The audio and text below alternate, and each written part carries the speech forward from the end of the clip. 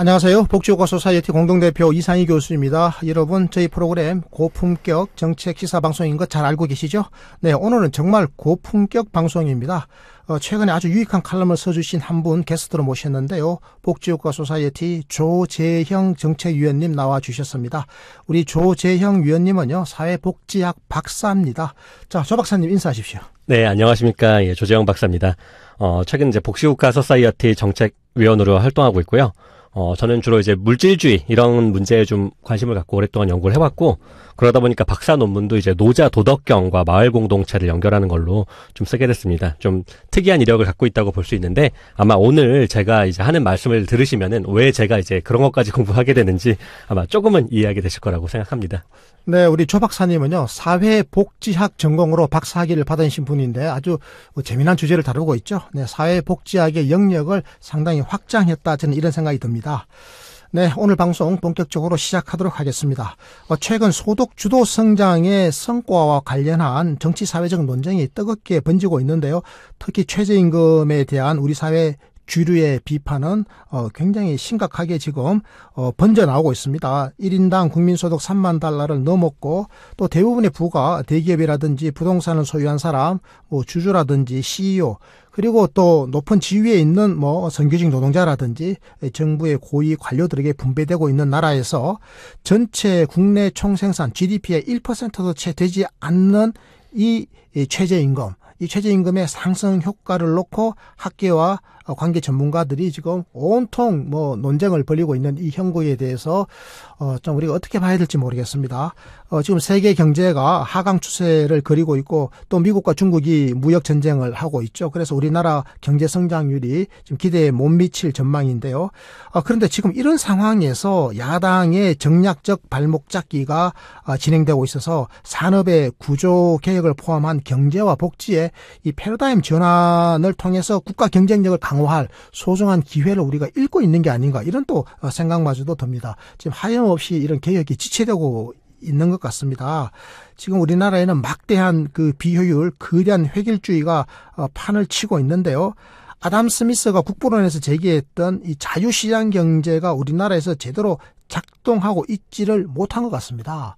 아담 스미스의 자유시장 경제가 잘 작동한다라고 하는 것은 국부가 늘어난다는 이야기인데, 이게 제대로 작동하지 못하면 국부가 늘어날 수가 없고 우리나라가 경제가 성장하지를 못하고 국민의 행복한 경제적 삶은 보장되기가 어렵죠. 그래서 오늘은요, 이 내용을 좀 다뤄보겠습니다. 과연 어떤 것이 아담 스미스가 말했던 바로 이 자유시장 경제에 유리한 건지, 그것이 시장 만능주의인지 아니면 그것이 복지국가인지, 오늘 이것을 여러분들하고 꼼꼼하게 한번 따져보도록 하겠습니다. 그래서 오늘 방송의 제목은요, 21세기의 국부론입니다. 21세기의 국부론, 복지국가라야 자유시장 경제가 제대로 작동한다입니다.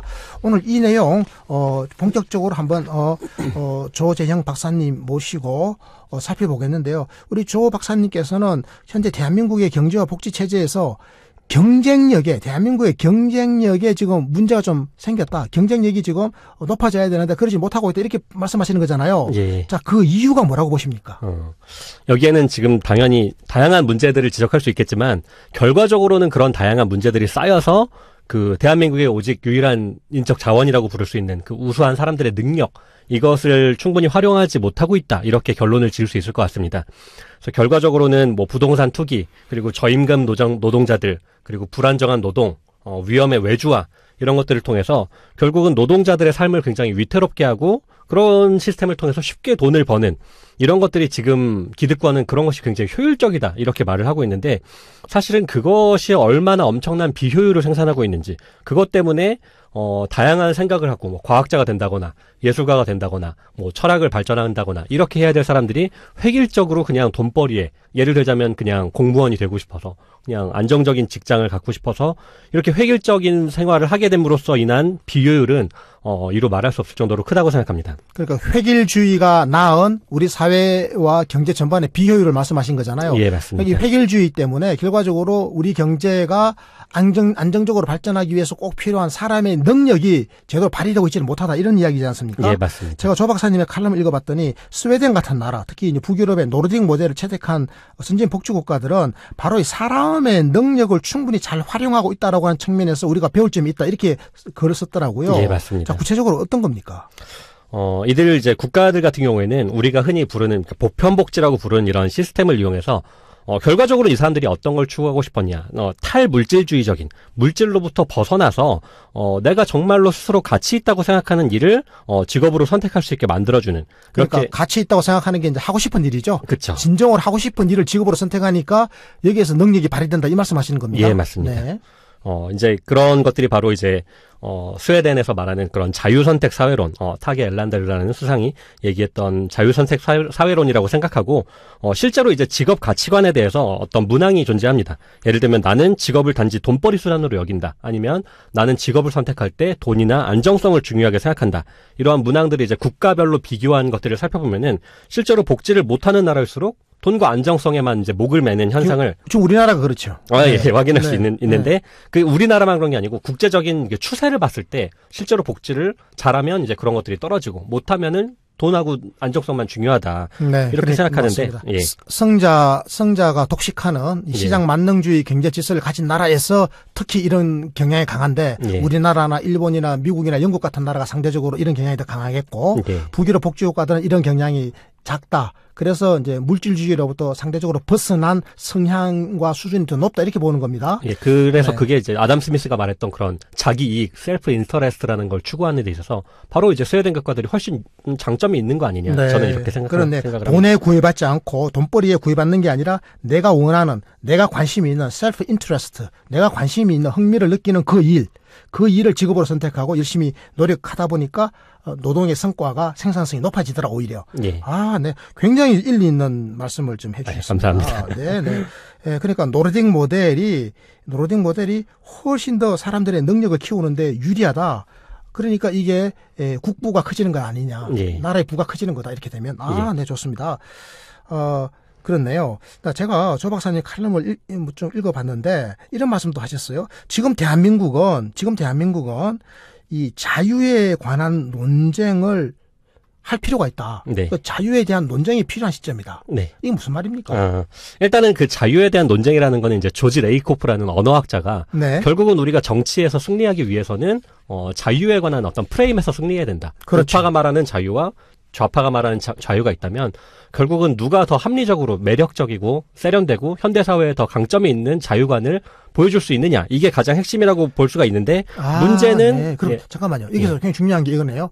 그러니까 보통 자유라고 이야기하면 지금 자유한국당 네. 제1야당이 예. 자유를 지금 선점하고 있는 것처럼 네, 이야기하지 않습니까? 맞습니다. 선점했다. 그러니까 자유는 우리 거다. 우리 그렇죠. 보수 거야. 그래서 요즘은 걔네들이요 스스로를 보수라는 말보다는 자유우파라는 말을 더 많이 쓰더라고요. 네. 자유는 우리 거다. 그리고 저 진보 진영, 네. 그 민주당이나 저 정의당 같은 저 진보 진영은 좌파고 저기는 자유를 무시하는 곳이야. 네, 자유를 맞습니다. 억압하는 집단이야. 이렇게 프레임을 설정하는데 맞습니다. 지금 그렇게 가면 안 된다. 네, 맞습니다. 진짜 누가 자유를 옹호하는 것인지 자유 자체를 놓고 진검승부를 한번 겨뤄보자. 그 말씀하시는 거죠. 예, 맞습니다. 네, 계속 말씀해 주세요. 네. 그래서 우리가 사실은 이제 다들 아시다시피 자유라는 말이 이제 사실상 보수 집단이 사실 섬점을 하고 말씀하셨던 것처럼 그런 상황에 있는데 앞으로 사실 이제 현대사회에서 가장 중요한 관점, 사람들한테 가장 매력적으로, 중산층에게도 가장 매력적으로 접근할 수 있는 개념이 바로 자유이기 때문에, 네. 진보적 가치야말로, 진짜 자유로운 그런 세상을 만들 수 있다. 이런 얘기를 해야만, 우리가 이제 앞으로 친복지 세력들을 확대하고, 복지국가를 만드는데, 승리할 수 있는 것이죠.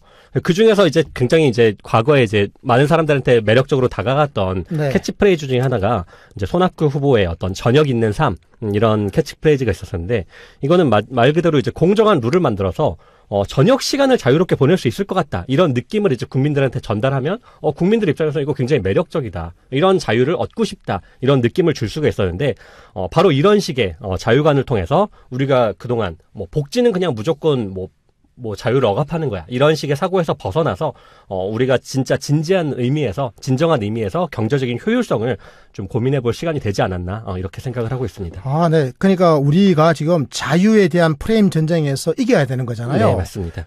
지금 황교안 씨가 자유의 전사가 되어 있는데 네.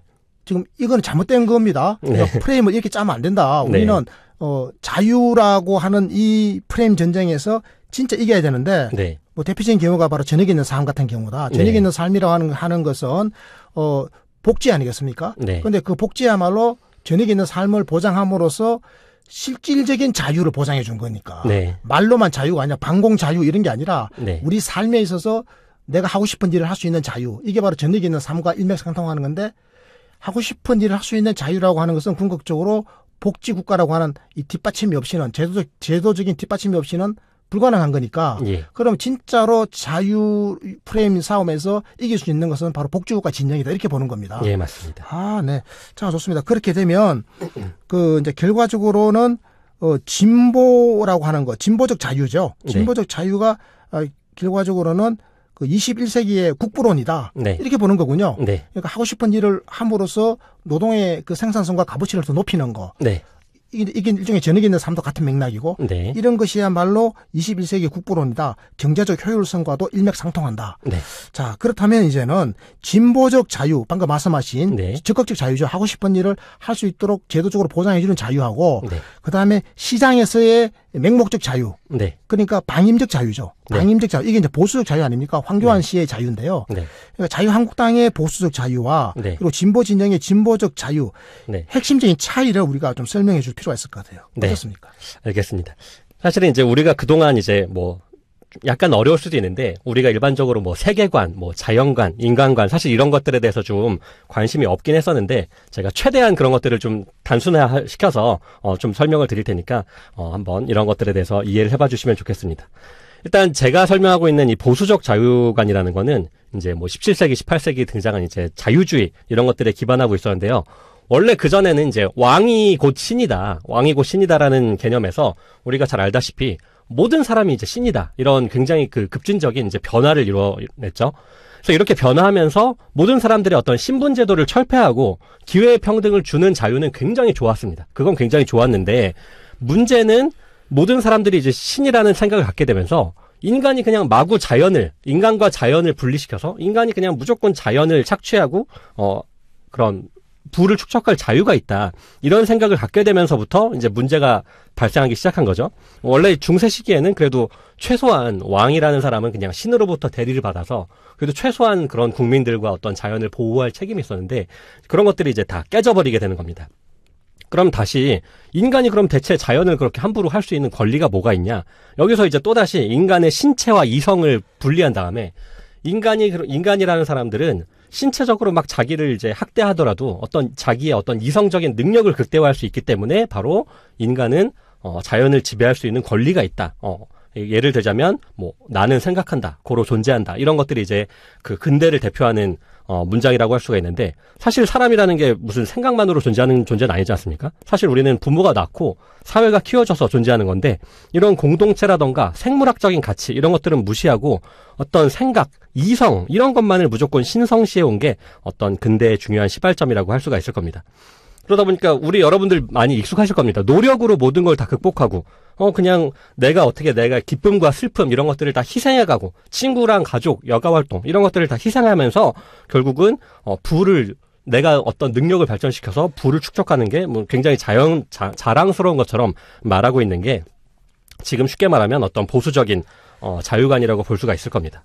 네, 그렇네요. 그러니까 개인주의적인 자유, 네, 이 보수적 그렇죠. 자유죠. 개인주의 입각한 거. 네. 그 반면 이제 진보 쪽에서는 개인들 사이에 연대를 강조하는 거니까 맞습니다. 공동체의 가치도 중시하는 게 맞습니다. 좀 진보라고 보면 맞습니다. 또 인간과 자연 사이에서는 인간의 자연을 착취하는 것 이게 보수적 자유라면 뭐 인간이 이거 마음대로 착취해도 된다 이거죠. 네. 그 인간과 자연이 공존하는 게 이제 진보적 자유라고 볼 수가 있는 거고. 맞습니다. 그리고 이제 이성과 신체의 이제 균형 잡힌 발전 이게 진보적인 거죠. 맞습니다. 그리고 부를 축적할 자유만 추구하는 건 이 보수적인 거지만 네. 진보적인 관점에서 보면 사회 전체적으로 빈곤 없는 세상을 만드는 것 맞습니다. 이런 컨셉이죠. 자, 좋습니다. 굉장히 그 중요한 포인트 중에 하나가 네. 아까 말씀드렸듯이 이 진보적 자유에서는 인간하고 자연이 똑같다고 여기기 때문에 네. 이제 기본적으로 그 어떤 신체적인 학대나 이런 게 중요한 게 아니고 네. 말 그대로 어떻게 하면 우리가 생존을 더 효율적으로 할 것인가 네. 이것에만 이제 관점을 맞추게 되는 네. 겁니다. 그러다 보니까 예를 들면은 나무 같은 것들은 햇빛과 물이 풍부해야지 그 가지를 쫙 뻗지 않습니까? 그렇죠. 그럼 사람도 당연히 영양분을 잘 받아야지 그 재능을 잘 발휘할 수 있다고 믿는 거죠. 네. 어떻게 하면 인간의 자연스러움, 자유가 극대화될 수 있는지에 따라서 한쪽에서는 오히려 신체적으로 어떤 그런 학대를 가해야 되고 자학적일 때 발전한다고 믿는 거고 여기서는 오히려 생물학적인 조건이 굉장히 중요하다. 그러니까 생물학적인 조건이 중요하니까 해야 될 게 딱 두 가지인 겁니다. 어떻게 하면 우리가 생계비를 싸게, 저렴하게, 효율적으로 할까? 두 번째는 어떻게 하면 사회적인 위험을 가장 효율적으로 분배할 것인가? 그러니까 한쪽에서는 보편복지라는 걸 통해서 그 생계비를 싸게 유지하고 그리고 이제 뭐 각종 실업보험, 뭐 산재보험 이런 것들을 통해서 위험을 굉장히 저렴한 비용으로 분산을 해버리니까 이게 굉장히 효율적일 수밖에 없다고 저는 생각하는 거죠. 어쨌건 뭐 진보적 자유의 중요성을 아주 뭐 긴 시간에 걸쳐서 이렇게 설명해 주셨는데요. 예. 자, 결과적으로 이제 이렇게 되면 그 보수적 자유관을 중심으로 하는 세상 그런 나라가 있죠. 뭐 예. 예를 들면 뭐 영미식 국가 아니겠습니까? 예. 뭐 우리나라도 뭐 보수적 자유관 중시하는 국가 범주에 들어가 있죠 지금. 예. 신자유주의 국가들이고 예. 또 진보적 자유관을 채택한 이제 북유럽 나라들, 예. 선진 복지 국가들 이 두 나라들을 비교를 해보면 네. 어느 것이 결과적으로 아담 스미스의 이 자유시장 경제, 네. 아담 스미스의 국부론의 원천이 된 자유시장 경제에 더 가까웠냐. 네. 이게 굉장히 중요할 것 같습니다. 네. 그 박사님 보실 때는 진보적 자유관을 가진 나라, 적극적 자유를 잘 존중해 주는 나라가 오히려 완전 시장 경쟁 모델에 더 가까운 거 아닌가. 네. 좀 이런 주장을 하시는 거잖아요. 예, 맞습니다. 왜 그렇습니까? 사실 이제 경제학을 조금이라도 배우신 분들은 처음 배우시게 되는 게 바로 완전 경쟁 시장 그리고 수요 공급 곡선 이거를 먼저 배우실 텐데 제가 이제 저도 원래 학부는 경영학 출신이거든요. 네. 그때 굉장히 의아하게 생각했던 것 중에 하나가 모든 경제학자들이 완전 경쟁 시장을 어떤 가정으로서만 배우지 어떻게 노력을 해야 우리나라가 더 완전 경쟁 시장에 가까워질 것인가 이거에 대해서는 이제 관심이 없었던 거죠. 그렇게 이상적인 시스템이라고 하면서 막상 그것을 갖출 수 있는 시스템에선 고민을 안 했던 겁니다. 근데 막상 제가 이제 스웨덴에 대해서 혹은 어떤 대한경제학자에 대해서 배우다 보면은 매번 나오는 말이 중산층을 확대하고 다수의 수요자와 공급자를 창출하고 높은 신뢰를 통해서 낮은 거래 비용을 유지하고 그래서 퇴출 기업은 쉽게 퇴출하고 기업들이 대기업들도 저임금을 유지할 수 있고 그런 얘기들을 보면은 이게 제가 생각할 때는 완전 완전 경쟁 시장을 만들려는 그 노력과 맞닿아 있다는 느낌을 딱 받은 겁니다. 네. 그러니까 완전 경쟁 시장의 조건을 이 보수적 자유를 추구하는 나라하고 진보적 자유를 추구하는 나라를 비교해 봤더니 네. 진보적 자유를 추구하는 이제 북유럽 모델 같은 경우가 오히려 완전 경쟁 시장 아담 스미스의 자유 시장에 훨씬 더 근접하더라. 예, 맞습니다. 그러니까 그러므로 이제 시장의 효율이 더 높아지는 거죠. 예. 근데 이제 그런 말씀을 대충 해 주셨고요. 네. 자, 그러니까 보수적 자유보다는 진보적 자유, 적극적 자유가 훨씬 더 경제적 효율성이 뛰어나다. 이제 이런 말씀을 해 주셨습니다. 네. 자, 이제 그런데 이런 논의가 이미 오랜 기간 동안 전 세계적으로 굉장히 잘 알려진 그런 내용들인데 네. 사실 우리나라에서만 이게 오해와 편견이 굉장히 심한 것 같습니다. 네, 맞습니다. 그러니까 북유럽식의 적극적 자유, 진보적 자유는 사실 알려져 있지 않고 네. 자유하면 그냥 시장에서 힘 있는 자가 자기 마음대로 할 수 있는 패권적 권한을 무제한적으로 인정해 주는 거. 네. 재벌이 그냥 독점 기반 하에서 마음껏 그냥 중소기업을 때려잡도록 이렇게 허용해 주는 네. 규제를 그냥 완화하는 것만 우리가 시장의 자유라고 이해하는 네. 이게 이제 자유한국당식의 네. 소위 말하는 보수적 자유 아니겠습니까? 맞습니다. 이런 것만 너무 많이 알려져 있습니다. 그래서 편견이 심한 것 같아요. 지금이라도 그래서 우리가 경제와 복지가 융합 통합된 이 제대로 된 자유시장 경제를 이런 질서를 확립하는 거, 이 굉장히 중요한 시대적 과제 같은데요. 이거 우리 박사님은 이제 21세기의 국부론이다 이렇게 말씀하신 거잖아요. 네, 맞습니다. 근데 문재인 정부가 사실은 이런 국정 기조를 가지고 가려고 노력하고 있는 거는 맞는 거거든요. 지금 네. 그렇게 본다면 문재인 정부의 국정 기조에 좀 힘을 실어줘야 된다 이런 또 논리에 도달할 수도 있을 것 같은데 박사님 이거 어떻게 보십니까? 네, 물론 저도 이제 그렇게 생각을 하고 있습니다. 근데 지금까지 살펴본 이런 말씀들을 이제 간략히 들어보셨겠지만 이런 변화가 사실 쉽게 될 수 있는 게 아니고 우리가 어떻게 세상을 바라볼 건지, 그러니까 개인주의냐 공동체주의냐, 그리고 인간이라는 것이 대체 그 자아 실현을 한다는 게 대체 어떤 의미냐, 그리고 우리가 지금 자연을 이제 함부로 이렇게 해치고 파괴하고 이렇게 하는 것도 이제 어떤 정상적인 관계라고 보는데, 이렇게 인간이 어디까지 소유할 수 있고 얼마나 소유할 수 있는가, 이런 것들에 대한 이제 굉장히 커다란 변화를 요구하기 때문에 앞으로 이제 이런 변화를 이뤄내는 게 사실 그렇게 쉬운 일은 아닐 거라고 생각합니다. 그래서 진정으로 이런 변화를 원한다면 어떤 친복지 세력, 그리고 우리 깨어있는 어떤 국민들, 이런 사람들의 끊임없는 관심과 노력이 필요하다고 생각합니다. 기본적으로 지금 우리의 세계관이라든지 자연관, 인간관이 바뀌어야 된다는 거잖아요. 예, 맞습니다. 지금 우리의 세계관이 너무나 지나치게 이기적 개인주의에 매몰되어 있지 않습니까? 네, 맞습니다. 나만 챙기려고 그러고 내 새끼만 챙기려고 해요. 이웃도 돌볼 생각을 안 하는 쪽으로 자꾸 가고 있어서 네. 이 극단적인 이기적 개인주의, 이게 아니라 이제 연대적 개인주의, 공동체주의, 연대하는 관계, 이걸 제도화 어떻게 할 거냐, 이게 저는 세계관이 돼야 되고, 네. 또 자연관에 있어서는 인간이 자연을 착취하는 게 아니라 공생하는 그런 관계로 가야 된다는 거잖아요. 네, 맞습니다. 그래서 우리가 복지국가에 맞는 양성이 평등한 새로운 인간관을 창출해내야 될 건 아니겠습니까? 네. 근데 이렇게 가려면 사실은 시간이 좀 오래 걸릴 수도 있지만 우리가 또 의외로 굉장히 빠르게 할 수도 있어요. 맞습니다. 충분히 공감하고 있고요. 사실은 저 같은 경우에도 이번에 조국 씨가 이제 지난번 네. 작년인가요? 재작년인가 했던 네. 개헌안 같은 경우에도 네네. 상당히 이제 그런 부분을 많이 포함하고 있었다고 생각하거든요. 네네.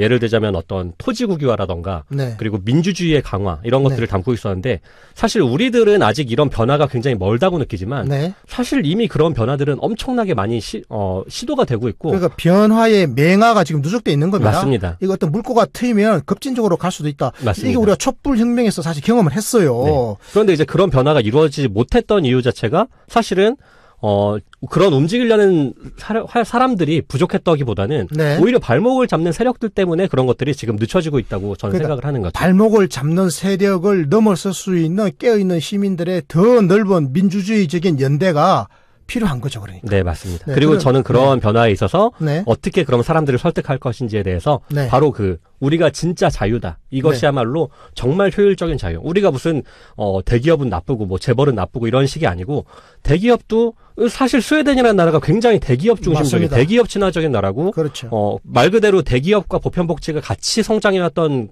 국가이기 때문에, 더구나 이제 수출 주도의 나라이기 때문에 그렇죠. 사실 어떻게 보면은 다른 어떤 나라보다도 우리나라에 굉장히 가깝고, 충분히 이미 그런 것들을 시도하려는 이미 의식과 준비들은 이미 충분히 돼 있다고 생각합니다. 그러니까 그런 변화에 대해서 우리가 적극적으로 좀 다가갈 수 있다면 좋겠습니다.